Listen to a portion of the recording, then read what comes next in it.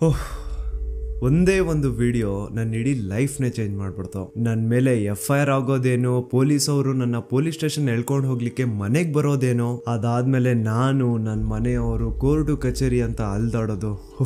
ಯಾವಾಗ ಇದೆಲ್ಲ ಮುಗಿಯುತ್ತಪ್ಪ, ಇದು ಮುಗ್ದಿದ ತಕ್ಷಣ ಯೂಟ್ಯೂಬ್ ಎಲ್ಲ ಬಿಟ್ಬಿಟ್ಟು ಒಂದಷ್ಟು ದಿನ ನೆಮ್ಮದಿಯಿಂದ ಎಲ್ಲಾದ್ರೂ ಹೋಗ್ಬಿಟ್ಟು ಪ್ರಶಾಂತವಾಗಿರೋಣ ಅನ್ಕೊಂಡಿದ್ದೆ. ಆದ್ರೆ ನನ್ನ ಮನ್ಸಲ್ಲಿ ಕೆಲವೊಂದು ಪ್ರಶ್ನೆಗಳಿದಾವೆ. ಸೌಜನ್ಯಳಿಗೆ ನ್ಯಾಯ ಕೇಳ್ತಾ ಜಸ್ಟ್ ನಾನೊಂದು ವಿಡಿಯೋ ಮಾಡಿದ್ದಕ್ಕೆ ನನ್ನ ಮೇಲೆ ಇಷ್ಟೊಂದೆಲ್ಲ ಆಗಿದೆ ಅಂತಂದ್ರೆ, ಜಸ್ಟ್ ಇಮ್ಯಾಜಿನ್ ಸೌಜನ್ಯ ಕೇಸಲ್ಲಿ ಯಾರೆಲ್ಲ ಸಾಕ್ಷಿ ಆಗ್ಬೋದಿತ್ತೋ ಅವ್ರ ಜೊತೆ ಏನೇನಾಗಿರಲ್ಲ. ನಾನ್ ಎಷ್ಟು ಅನ್ಕೊಳ್ತಿದ್ದೀನಿ, ಸಾಕಿನ್ನ 1-2 ತಿಂಗಳು ಏನು ವಿಡಿಯೋ ಮಾಡೋದ್ ಬೇಡ, ಸೈಲೆಂಟ್ ಆಗಿ ಇದ್ಬಿಡುವ ಅಂತ. ಆದ್ರೆ ನನ್ನ ಕೈಲಿಂದ ಆಗ್ತಿಲ್ಲ. ಯಾವುದೋ ಒಂದು ಸರ್ವಶಕ್ತಿ ನನ್ನ ಮನ್ಸೊಳಗಡೆ ಈ ಪ್ರಶ್ನೆನ ಹಾಕಿ ಇದ್ರ ಬಗ್ಗೆ ಮಾತಾಡುವಂತಿದೆ. ಮೊದ್ಲೇ ಹೇಳ್ಬಿಡ್ತೀನಿ, ಈ ವಿಡಿಯೋ ಯಾವುದೇ ಜಾತಿ, ಧರ್ಮ, ದೇವಸ್ಥಾನಕ್ಕೆ ಸಂಬಂಧಪಟ್ಟಿಲ್ಲ. ಈ ವಿಡಿಯೋದಲ್ಲಿ ನಾನು ಕೇವಲ ಸೌಜನ್ಯ ಕೇಸ್ ಬಗ್ಗೆ ಮಾತಾಡ್ತಿದ್ದೇನೆ. ಸೌಜನ್ಯ ಕೇಸಲ್ಲಿ ಯಾವುದೆಲ್ಲ ಯಾರೆಲ್ಲ ಸಾಕ್ಷಿ ಆಗ್ಬೋದಿತ್ತೋ ಅದೆಲ್ಲ ಹೇಗ್ ನಾಶ ಆಯ್ತು ಅನ್ನೋದನ್ನ ತಿಳಿಸ್ಕೊಡ್ತೇನೆ.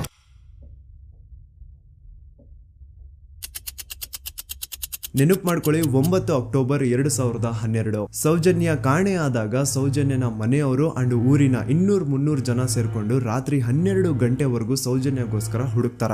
ಆದ್ರೆ ಸೌಜನ್ಯ ಸಿಗಲ್ಲ. ಮಿಡ್ ನೈಟ್ ಆಗಿರುತ್ತೆ ಅಂಡ್ ತುಂಬಾ ಜೋರ್ ಮಳೆ ಬರ್ತಾ ಇರುತ್ತೆ. ಇನ್ನು ಹುಡುಕೋದ್ ಬೇಡ, ಬೆಳಿಗ್ಗೆ ಎದ್ದು ಮತ್ತೆ ಎಲ್ರು ಹುಡುಕುವ ಅಂತ ಎಲ್ರು ತಮ್ಮ ಮನೆಗೆ ವಾಪಸ್ ಹೋಗ್ತಾರ. ದೆನ್ ನೆಕ್ಸ್ಟ್ ದಿನ ಅಂದ್ರೆ 10 ಅಕ್ಟೋಬರ್ 2012 ಸೌಜನ್ಯನ ಬಾಡಿ ಸಿಗುತ್ತೆ ಅಂಡ್ ಅವಳ ಬಾಡಿ ಪಕ್ಕದಲ್ಲಿ ಅವಳ ಕಾಲೇಜ್ ಬ್ಯಾಗ್ ಅಂಡ್ ಅವಳ ಬುಕ್ಸ್ ಎಲ್ಲ ಬಿದ್ದಿರ್ತವೆ. ಸೊ ಹಿಂದಿನ ದಿನ ಆ ಒಂದು ಜಾಗದಲ್ಲಿ ಅಷ್ಟು ಜೋರು ಮಳೆ ಬಂದಿದ್ರು ಸೌಜನ್ಯನ ಬ್ಯಾಗ್ ಅಂಡ್ ಅವಳ ಬುಕ್ಸ್ ಒಂದು ಚೂರುನು ನೆಂದಿರಲ್ಲ. ದಾಖಲೆ ಇದೆ ಸ್ವಾಮಿ, ದಾಖಲೆ ಇಲ್ದೆ ಈ ದೂತ ಸಮೀರ್ MD ಏನು ಮಾತಾಡಲ್ಲ. There was rain and the clothes of the victim were not stained with mud and the bag was not wet, even the books were not wet. ಹಿಂದಿನ ದಿನ ಅಷ್ಟು ಜೋರು ಮಳೆ ಬಂದಿದ್ರು ಸೌಜನ್ಯನ ಬುಕ್ಸ್ ಅಂಡ್ ಬ್ಯಾಗ್ ನೆಂದಿಲ್ಲ. ಹೇಗೆ? ಇದರ ಅರ್ಥ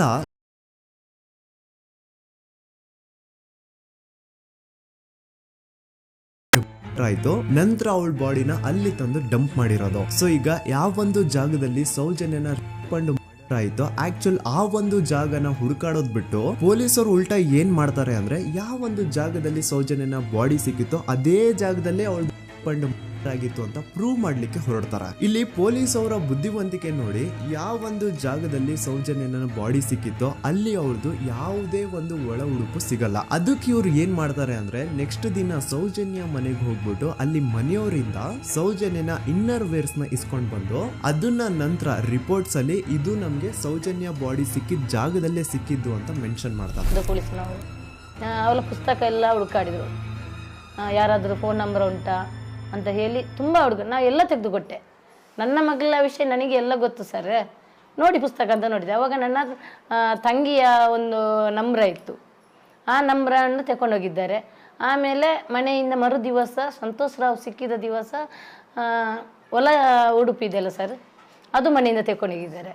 ಅದಕ್ಕೆ ನಾವು ಒಂದು ಗುರುತಿಗೆ ಒಂದು ಸ್ಟಿಚ್ ಮಾಡಿಕೊಟ್ಟಿದ್ದೇವೆ, ನೂಲಿನ ಒಂದು ಬಿಳಿ ನೂಲಿನ ಒಂದು ಸ್ಟಿಚ್ ಮಾಡಿಕೊಟ್ಟಿದ್ದೇವೆ. ಅದನ್ನೇ ತನಿಖೆಗೆ ಅವರಲ್ಲಿ ಇಟ್ಟಿದ್ದಾರೆ. ನೋಡಿ, ಪೊಲೀಸ್ ಅವ್ರ ಪ್ರಕಾರ ಸೌಜನ್ಯ ಆಗಿದ್ದು ಆ ಒಂದು ಹಳ್ಳ ಹತ್ರ, ಆದ್ರೆ ಆಕ್ಚುಲಿ ಅಲ್ಲಿ ಹಾಗೆ ಇಲ್ಲ. ಬಟ್ ಸ್ಟಿಲ್ ಈ ಒಂದು ಪಾಯಿಂಟ್ ನ ಪ್ರೂವ್ ಮಾಡ್ಲಿಕ್ಕೆ ಪೊಲೀಸ್ ಅವರು ಯಾವ ಮಟ್ಟಕ್ಕೆ ಹೋಗ್ತಾರೆ ಅಂತಂದ್ರೆ, ಯಾವೊಂದು ಜಾಗದಲ್ಲಿ ಸೌಜನ್ಯನ ಬಾಡಿ ಸಿಕ್ಕಿತ್ತೋ ಅಲ್ಲಿಂದ 50 ಅಡಿ ದೂರದಲ್ಲಿ ಸಂತೋಷ್ ರಾವ್ನ ಒಂದು ಟೆಂಟ್ ಹಾಕ್ಸ್ತಾರ. ಸೌಜನ್ಯನ ಆಗ್ಬೇಕಾದ್ರೆ ಎಲ್ಲೋ ಬಾಹುಬಲಿ ಬೆಟ್ಟದಲ್ಲಿ ಇದ್ದಂತಹ ಸಂತೋಷ್ ರಾವ್ ಇಲ್ಲ ಅದೇ ಜಾಗದಲ್ಲಿ ಇದ್ದ ಅಂತ ಪ್ರೂವ್ ಮಾಡ್ಲಿಕ್ಕೆ ಸಂತೋಷ್ ರಾವ್ನ ಒಂದು ಟೆಂಟ್ ಹಾಕ್ತಾರೆ. ಒಂದಿಷ್ಟು ಪ್ಲಾಸ್ಟಿಕ್ ಚೀಲಗಳನ್ನ ಹಾಸ್ಬಿಟ್ಟು ಅದ್ರ ಮೇಲೆ ಸಂತೋಷ್ ರಾವ್ನ ಕೆಲವೊಂದು ಥಿಂಗ್ಸ್ ಇಟ್ಬಿಟ್ಟು ಇವ್ನು ಇಲ್ಲೇ ಇದ್ದ ಅಂತ ಪ್ರೂವ್ ಮಾಡಿಸ್ತಾರ. ಈಗ ಸ್ವಲ್ಪ ತಲೆ ಯೂಸ್ ಮಾಡಿ, ಸೌಜನ್ಯ ಕಾಣೆಯಾಗಿದ್ದ ದಿನ ಸೌಜನ್ಯನ ಮನೆಯವರು ಅಂಡ್ ಊರಿನ ಜನ ಸುಮಾರು 200-300 ಜನ ಸೇರ್ಕೊಂಡ್ಬಿಟ್ಟು ಸೌಜನ್ಯಗೋಸ್ಕರ ಹುಡುಕ್ತಾರೆ. ಅವ್ರು ಅದೇ ಜಾಗದಲ್ಲಿ ಹುಡುಕ್ತಾರ ಗುರು, ಎಲ್ಲೂ ಜಾಸ್ತಿ ದೂರ ಹೋಗಲ್ಲ, ಅದೇ ಜಾಗದಲ್ಲಿ ಹುಡುಕ್ತಿರ್ತಾರ. ಕತ್ಲೆಯಲ್ಲಿ ಸೌಜನ್ಯನ ಬಾಡಿ ಕಾಣಿಸಿಲ್ಲ ಅನ್ಕೊಳ್ಳಿ, ಏನೋ ಸ್ವಲ್ಪ ಪೊದೆಗಳ ಹಿಂದೆ ಅಥವಾ ಬೇಲಿಗಳು ಅಡ್ಡ ಬಂದಿರಬಹುದು, ಹಾಗಾಗಿ ಅವಳ ಬಾಡಿ ಕಾಣಿಸಿಲ್ಲ ಅನ್ಕೊಳ್ಳಿ. ಆದ್ರೆ ಅಲ್ಲಿಂದನೇ 50 ಅಡಿ ದೂರದಲ್ಲಿರುವಂತಹ ಸಂತೋಷ್ ರಾವ್ನ ಟೆಂಟ್ ಆ 200-300 ಜನರಲ್ಲಿ ಒಬ್ರಿಗೂ ಕಾಣಿಸಿಲ್ವಾ? ಅಷ್ಟೇ ಅಲ್ಲ, ನೆಕ್ಸ್ಟ್ ದಿನ ಅಂದ್ರೆ 10 ಅಕ್ಟೋಬರ್ 2012 ಸೌಜನ್ಯನ ಮೃತದೇಹ ಸಿಕ್ಕಿದೆ ಅನ್ನೋ ಒಂದು ನ್ಯೂಸ್ ಲೋಕ್ ಲೈಟ್ಸ್ ಗೆಲ್ಲ ಗೊತ್ತಾದಾಗ ಅಲ್ಲಿ ಒಂದು ಅಂದಾಜು ಪ್ರಕಾರ 3000 ಜನ ಸೇರ್ತಾರಂತ. ಆಗ್ಲೂ ಸಹ ಆ 3,000 ಜನರಲ್ಲಿ ಒಬ್ರಿಗೂ ಸಹ ಆ ಸಂತೋಷ್ ರಾವ್ನ ಟೆಂಟ್ ಕಾಣಿಸೇ ಇಲ್ಲ. ಜಾಸ್ತಿ ದೂರ ಇಲ್ಲ ಗುರು, ಎಲ್ಲಿ ಬಾಡಿ ಸಿಕ್ಕಿರುತ್ತೋ ಅಲ್ಲಿಂದ 50 ಅಡಿ ದೂರ ಅಷ್ಟೇ. ಆದ್ರೂ ಆ ಟೆಂಟ್ ಯಾರಿಗೂ ಕಾಣಿಸೇ ಇಲ್ಲ. ಹೇಗೆ? ಯಾಕಂತಂದ್ರೆ ಆ ಟೆಂಟ್ ಅಲ್ಲಿ ಇರ್ಲೇ ಇಲ್ಲ. ಇದ್ರೆ ತಾನೇ ಕಾಣಿಸೋದಕ್ಕೆ. ಪಾಪ ಸಂತೋಷ್ ರಾವ್ನ ಈ ಕೇಸಲ್ಲಿ ಹೆಂಗಾದ್ರೂ ಮಾಡಿ ಫಿಟ್ ಮಾಡ್ಲೇಬೇಕು ಅಂತ ಪೊಲೀಸ್ ಅವ್ರು ಫಿಕ್ಸ್ ಆಗ್ಬಿಟ್ಟಿದ್ರು. ಇನ್ನೊಂದು ಲಾಜಿಕಲ್ ಪಾಯಿಂಟ್ ಹೇಳ್ತೀನಿ ನಿಮ್ಗೆ. ಈ ಒಂದು ಸ್ಟೇಟ್ಮೆಂಟ್ ನ ನೋಡಿ. ಈ ಸ್ಟೇಟ್ಮೆಂಟ್ ಬೇರೆ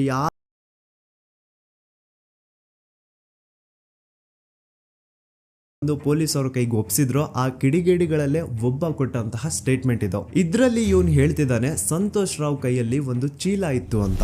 ಈಗ ಸಂತೋಷ್ ರಾವ್ನ ಅರೆಸ್ಟ್ ಮಾಡಾದ್ಮೇಲೆ ಅವನ ಕೈಯಲ್ಲಿದ್ದಂತಹ ಚೀಲ ಕೂಡ ಪೊಲೀಸ್ ಅವರು ತಮ್ಮ ಕಸ್ಟಡಿಗೆ ತಗೊಂಡಿರ್ತಾರ ತಾನೆ. ಹಾಗಿದ್ರೆ ಸಂತೋಷ್ ರಾವ್ನ ಚೀಲ ಅಂಡ್ ಅದ್ರಲ್ಲಿ ಇದ್ದಂತಹ ಅವನ ವಸ್ತುಗಳು ಪೊಲೀಸ್ ಕಸ್ಟಡಿಲೇ ಇರ್ಬೇಕೆ ಹೊರತು ಅದ್ಯಾವುದೋ ಕಾಡಲ್ಲಿ ಆ ಟೆಂಟ್ ಒಳಗಡೆ ಅಲ್ಲ. ಅಂಡ್ ಇನ್ನೊಂದು ಮೇನ್ ಇಂಪಾರ್ಟೆಂಟ್ ಆಗಿ ಸಂತೋಷ್ ರಾವ್ನ ಪೊಲೀಸ್ ಅವರು ಕಸ್ಟಡಿಗೆ ತಗೊಂಡಿದ್ದು 11 ಅಕ್ಟೋಬರ್ 2012.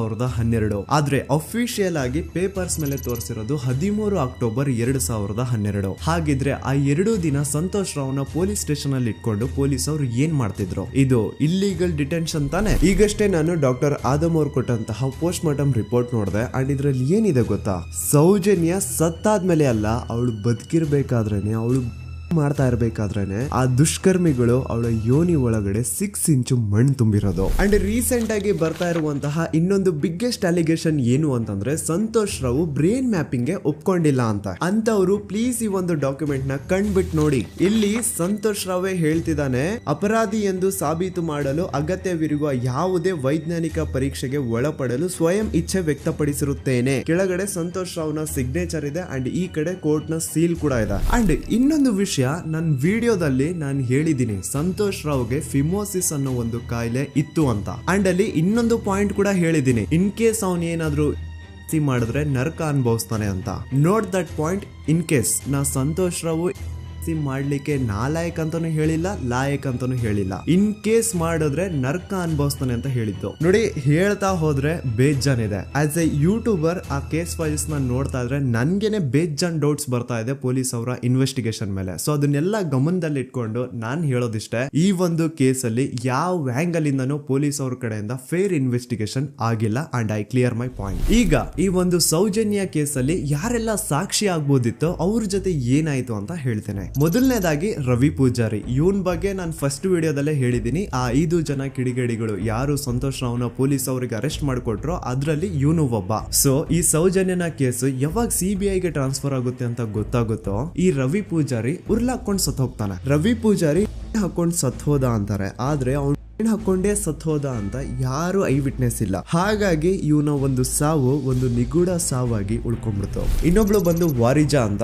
ಸೌಜನ್ಯನ ಮಾಡಿ ಆ ಕಿಡಿಗೇಡಿಗಳು ಅವಳನ್ನ ಒಂದು ಫಾರ್ಮ್ ಹೌಸ್ ಗೆ ಕರ್ಕೊಂಡು ಹೋಗಿರ್ತಾರೆ. ಅಂಡ್ ಆ ಫಾರ್ಮ್ ಹೌಸ್ ಅಲ್ಲಿ ವಾರಿಜಾ ಅನ್ನೋಳು ಕೆಲಸ ಮಾಡ್ತಾ ಇರ್ತಾರೆ.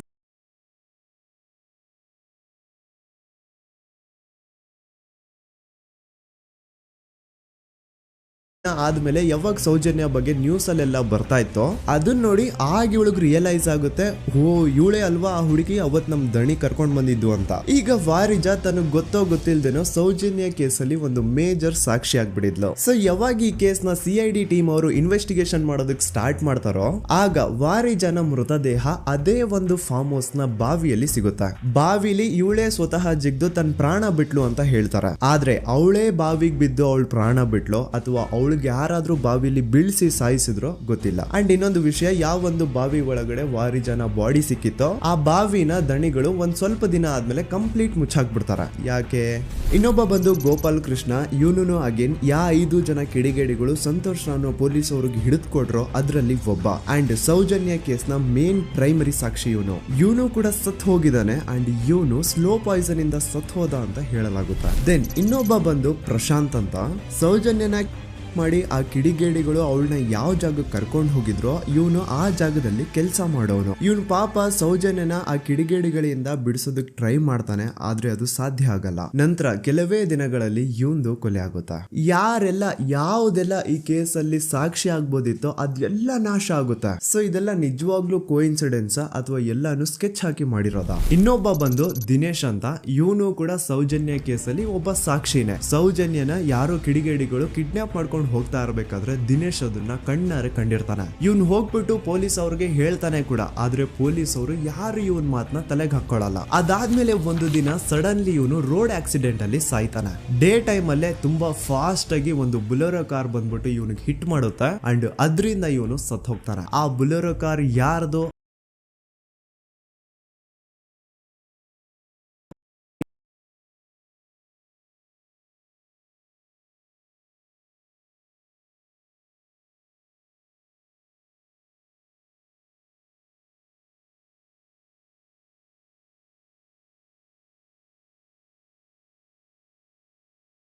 ಗಂಡು ಅವಳನ್ನ ಫಾಲೋ ಮಾಡ್ಕೊಂಡು ಹೋಗ್ತಿದ್ದ ಅಂತ ಇವನ್ ಸ್ಟೇಟ್ಮೆಂಟ್ ಕೊಡ್ತಾನೆ. ಅಂಡ್ ನೀವೇನ್ ಸ್ಕ್ರೀನ್ ಮೇಲೆ ನೋಡ್ತಾ ಇದ್ರು ಇದೇ ಆ ಸ್ಟೇಟ್ಮೆಂಟ್ ನ ಕಾಪಿ. ಇದ್ರಲ್ಲಿ ಎಲ್ಲಿನೂ ಹರೀಶೇ ಈ ಒಂದು ಸ್ಟೇಟ್ಮೆಂಟ್ ಕೊಟ್ಟಿದ್ದಾನೆ ಅಂತ ಅವನ ಸಿಗ್ನೇಚರ್ ಆಗ್ಲಿ ಸೈನ್ ಆಗ್ಲಿ ಏನೂ ಇಲ್ಲ. ಈ ಸ್ಟೇಟ್ಮೆಂಟ್ ನ ತಗೊಂಡಿರುವಂತಹ ಪೊಲೀಸ್ ಅವ್ರ ಸಿಗ್ನೇಚರ್ ಇದೆ, ಆದ್ರೆ ಹರೀಶ್ ನ ಸೈನ್ ಮಾತ್ರ ಎಲ್ಲೂ ಇಲ್ಲ.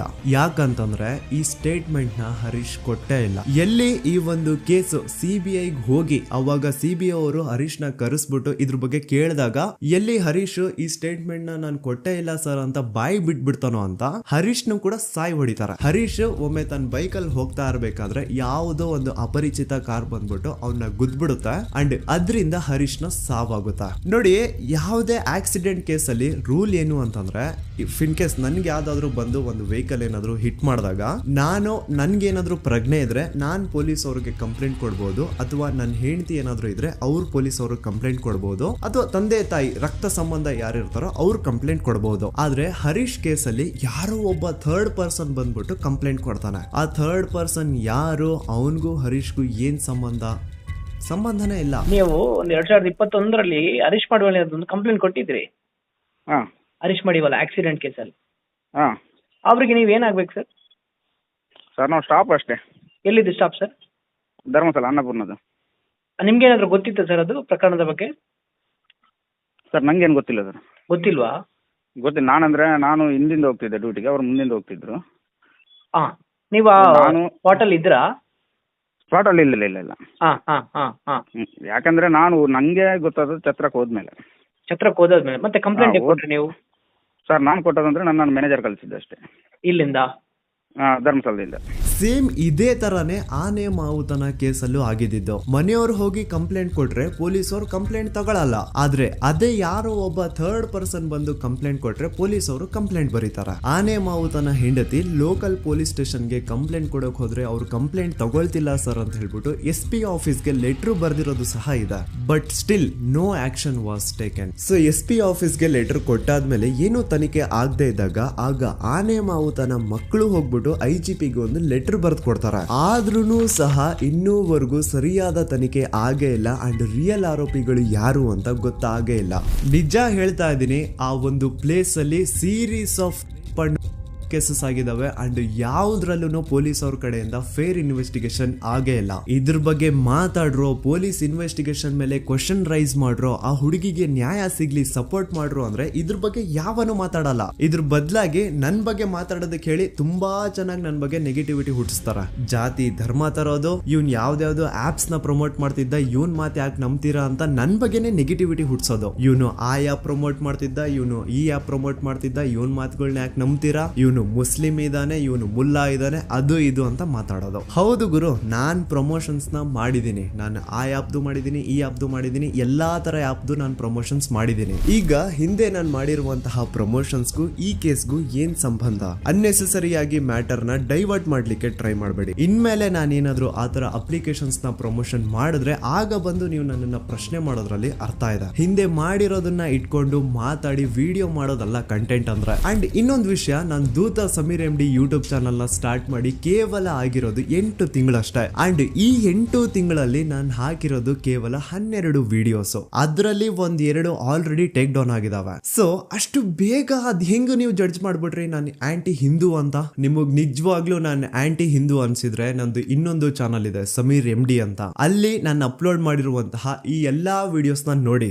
ಜಾಸ್ತಿ ಜಸ್ಟಿಫೈ ಮಾಡ್ಲಿಕ್ಕೆ ಹೋಗಲ್ಲ ಗುರು, ನನ್ನ ಹಳೆ ಸಬ್ಸ್ಕ್ರೈಬರ್ಸ್ಗೆ ಗೊತ್ತು ನನ್ನ ಕ್ಯಾರೆಕ್ಟರ್ ಏನು ಅಂತ. ಅಂಡ್ ಇನ್ನು ಇವನ್ ವಿಡಿಯೋ 18 ಮಿಲಿಯನ್ ಪ್ಲಸ್ ವ್ಯೂಸ್ ನ ಪಡ್ಕೊಂಡಿದೆ, ಇವನ್ಗೆ ಇಷ್ಟ ಲಕ್ಷ ದುಡ್ಡು ಬಂದಿರುತ್ತೆ, ಅಷ್ಟ್ ಲಕ್ಷ ದುಡ್ಡು ಬಂದಿರುತ್ತೆ ಅನ್ನೋರ್ಗೆ ಈ ಒಂದು ಇಮೇಲ್ ನ ಒಮ್ಮೆ ನೋಡಿ. ನನ್ ವಿಡಿಯೋ ವೈರಲ್ ಆಗ್ತಿದ್ದಂಗೆ ಆ ವಿಡಿಯೋ ಡಿಮಾನಿಟೈಸ್ ಆಗೋಯ್ತು. ಇಲ್ಲಿ ಅತ್ಯಾಚಾರಿ ಬೆಂಬಲಿಗರ ಥಿಂಕಿಂಗ್ ನೋಡಿ. ಆ ವಿಡಿಯೋ ಇಂದ ನನ್ಗೆ ಎಷ್ಟು ರೆವೆನ್ಯೂ ಬಂತು ಅನ್ನೋದನ್ನ ಥಿಂಕ್ ಮಾಡ್ತಿದ್ದಾರೆ. ಆ ವಿಡಿಯೋ ಇಂದ ನಾನು ಎಷ್ಟು ಸಫರ್ ಆಗಿರ್ಬೋದು ಅನ್ನೋದನ್ನ ಥಿಂಕ್ ಮಾಡಿದ್ರ ನೋಡಿ. ನಾನೊಂದು ವಿಡಿಯೋ ಮಾಡಿದ್ದಕ್ಕೆ ಜನ ಜಾಗೃತರಾದ್ರು. ನನ್ಗೆ ನನ್ ಬಗ್ಗೆ ನಿಮ್ ಬಗ್ಗೆ ತುಂಬಾ ಹೆಮ್ಮೆ ಇದೆ. ನೀವೆಲ್ಲ ಜಾತಿ ಧರ್ಮ ಅನ್ನೋದು ಮುಖ್ಯ ಅಲ್ಲ, ನ್ಯಾಯ ಮುಖ್ಯ ಅಂತ ಬೆಂಬಲಿಸಿದ್ರೆ. ಸೌಜನ್ಯನ ತಾಯಿ ಅಂಡ್ ಕುಟುಂಬದವರು 13 ವರ್ಷದಿಂದ ಧೈರ್ಯವಾಗಿ ನ್ಯಾಯಕ್ಕಾಗಿ ಬೇಡ್ತಾವ್ರೆ. 13 ವರ್ಷದಿಂದ ಮಹೇಶ್ ಶೆಟ್ಟಿ ಸರ್ ಒಂದು ಹೆಣ್ಣು ಮಗುವಿನ ನ್ಯಾಯಕ್ಕೆ ಎಲ್ಲಾ ತರದ ಅವಮಾನ ಸಹಿಸಿಕೊಂಡು ಬೆಟ್ಟದಂತೆ ನಿಂತು ಎಲ್ಲೂ ಕಾಂಪ್ರಮೈಸ್ ಆಗದೆ ಹೋರಾಟ ಮಾಡ್ತಾವ್ರೆ. ಈಗ ಈ ನಿಮ್ಮ ದೂತ ಸಮೀರ್ MD ಇಂದ ಕರ್ನಾಟಕಾದ್ಯಂತ ಅನೇಕ ಕನ್ನಡ ಪರ ಸಂಘಟನೆಗಳು, ಎಲ್ಲಾ ವಿಚಾರ, ಎಲ್ಲಾ ಪಂಥದ ಪ್ರಗತಿಪರ ವೇದಿಕೆಗಳು ಸೌಜನ್ಯ ನ್ಯಾಯಕ್ಕಾಗಿ ಒಂದಾಗಿವೆ. ಅಂಡ್ ಈ ಹೋರಾಟ ಕೇವಲ ಸೌಜನ್ಯಳಿಗೆ ಮಾತ್ರ ಸೀಮಿತ ಆಗಿಲ್ಲ. ನಮ್ ದೇಶದಲ್ಲಿ ದಿನಕ್ಕೆ ಆನ್ ಅನ್ ಆವರೇಜ್ 86 ಪ್ರಕರಣಗಳು ದಾಖಲೆ ಆಗ್ತವೆ. ಇದು ದಾಖಲೆ ಆಗಿರುವಂತಹ ಪ್ರಕರಣಗಳ ಸಂಖ್ಯೆ. ಅದ್ ಎಷ್ಟೋ ಕೇಸಸ್ ಪೊಲೀಸ್ ವರ್ಗ್ ಬರೋದೇ ಇಲ್ಲ. ಸೊ ಇದಕ್ಕೆಲ್ಲ ಒಂದು ಫುಲ್ ಸ್ಟಾಪ್ ಅನ್ನೋದು ಇಡಬೇಕು. ಈಗಿನ ಕಾಲದಲ್ಲಿ ಹುಡುಗಿರು ಸಮಾಜದಲ್ಲಿ ಬಿಡಿ, ಸೋಷಿಯಲ್ ಮೀಡಿಯಾದಲ್ಲಿನೂ ಸಹ ಸೇಫ್ ಇಲ್ಲ. ಹುಡುಗಿ ತನಗಿಷ್ಟ ಆಗಿರುವಂತಹ ತುಂಬಾ ನೀಟ್ ಅಂಡ್ ಕ್ಲೀನ್ ಇರುವಂತಹ ಒಂದು ಫೋಟೋನ ಸೋಷಿಯಲ್ ಮೀಡಿಯಾದಲ್ಲಿ ಶೇರ್ ಮಾಡಿದ್ರೆ ಸಾಕು, ಕಮೆಂಟ್ ಸೆಕ್ಷನ್ ಅಲ್ಲಿ ಅದೆಷ್ಟೋ ಜನ ಜೊಲ್ ಸುರಿಸ್ಕೊಂಡು ಅವಳನ್ನ ಮಾಡ್ತಿರ್ತಾರೆ. ಸೊ ಇದಕ್ಕೆಲ್ಲ ನಮ್ ಸರ್ಕಾರ ಒಂದು ಫುಲ್ ಸ್ಟಾಪ್ ಅನ್ನೋದು ಇಡ್ಲೇಬೇಕು. ಇದ್ರ ಬಗ್ಗೆ ನಿಮ್ ಒಪಿನಿಯನ್ ಏನು ಅಂತ ಕಮೆಂಟ್ ಸೆಕ್ಷನ್ ಅಲ್ಲಿ ತಿಳಿಸಿ. So as A content creator ನನ್ಗೆ ಸೌಜನ್ಯ ಕೇಸ್ ಬಗ್ಗೆ ಒಂದು ವಿಡಿಯೋ ಮಾಡ್ಬೇಕಿತ್ತು, ಮಾಡ್ದೆ. ಅದರಿಂದ ಸೌಜನ್ಯ ಪರ ಹೋರಾಟ ಏನ್ ನಡೀತಾ ಇತ್ತೋ ಅದಕ್ಕೊಂದು ಕಿಚ್ಚು ಸಿಕ್ಕಿದೆ. ಇನ್ ಮುಂದೆ ಅದನ್ನ ಹಾಗೆ ಕಂಟಿನ್ಯೂ ಮಾಡ್ಕೊಂಡು ಹೋಗೋದು ನಿಮ್ಗಳ ಜವಾಬ್ದಾರಿ. ಸೊ ಇಷ್ಟು ಹೇಳ್ತಾ ನಾನು ನಿಮ್ಮ ದೂತ ಸಮೀರ್ MD ಮತ್ತೆ ಸಿಗ್ತೀನಿ ನೆಕ್ಸ್ಟ್ ವಿಡಿಯೋದಲ್ಲಿ.